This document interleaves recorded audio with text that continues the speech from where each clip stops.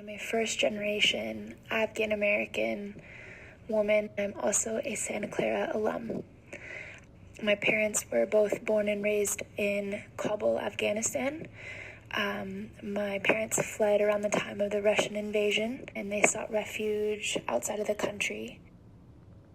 But this transition to America was no easy one. It came with a lot of difficulties, a lot of hardships.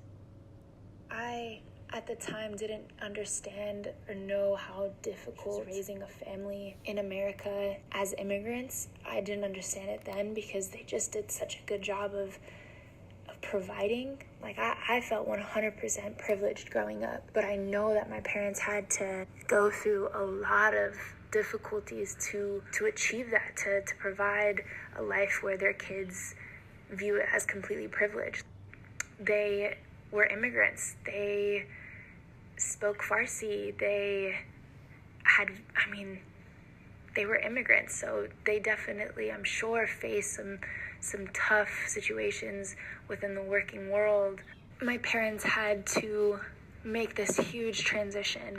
In America, they knew very little English, and then they had to learn the language when they were here, and they had to start working and enter the working world and take on all the challenges that, normal American people face, but as immigrants. I've never actually heard my dad ever complain or about saying how difficult it was. He would just say it was all worth it, which I think is a testament to their character. Growing up, especially with the situations with 9/11 and War on Terror and everything that kind of surrounded the Middle Eastern culture, Islam, with brown people, we were in the middle of it.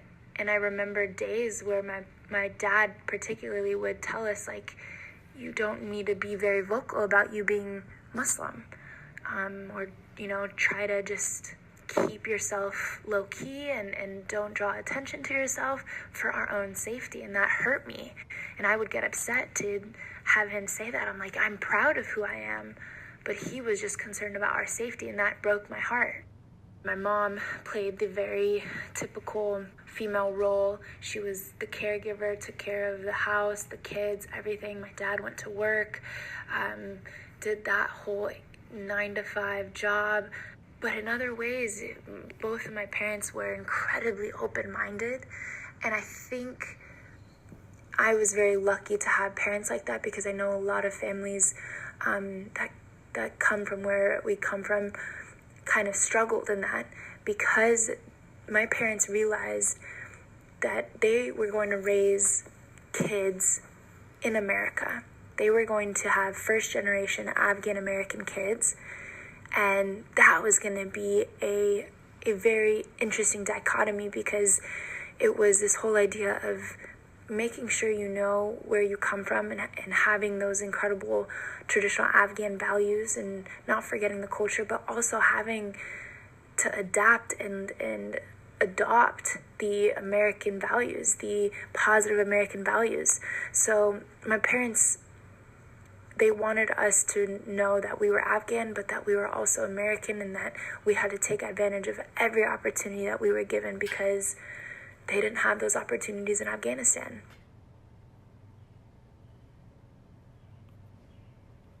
When I joined my first soccer team, I was over the moon, but I didn't have anyone that looked like me in the space within sports, even within media, fashion, art, that I could, recognize, that I could say, you know what, she looks like me, she's from where I'm from. But from then on, I knew, okay, this is something that I'm first generation, like no one's done it before. We don't have people in these spaces quite yet. And that's where my parents came into play and said, you know what, you could be one of those people that starts that and is in that space, so that a future you, a younger you, can look up and say, hey, she's in those spaces and it's possible. And I think that's where representation matters, and visibility, and seeing people that look like you do incredible things, positive things. There were moments where I was told, like, are you sad that Osama bin Laden died? Like, he's your uncle, right? Like, those very stupid, very wrong things. At the time, I was like, what is going on with this world? Because when I was younger, I grew up in a very diverse community, so it was never something that I would focus on very much. But so it was hurtful to see other people kind of lump me into a category, and I think that's one thing that I have tried every day, to be not lumped into a category. I am my own category. I am not just one thing. I am a ever-evolving woman. I'm part of different groups, and I think intersectionality is incredibly important, to recognize that I'm not just a woman, but I'm also an Afghan-American Muslim woman. I am who I am for sure because of my upbringing and the experiences that I've had the opportunity to deal with. Never easy, but you have to move forward.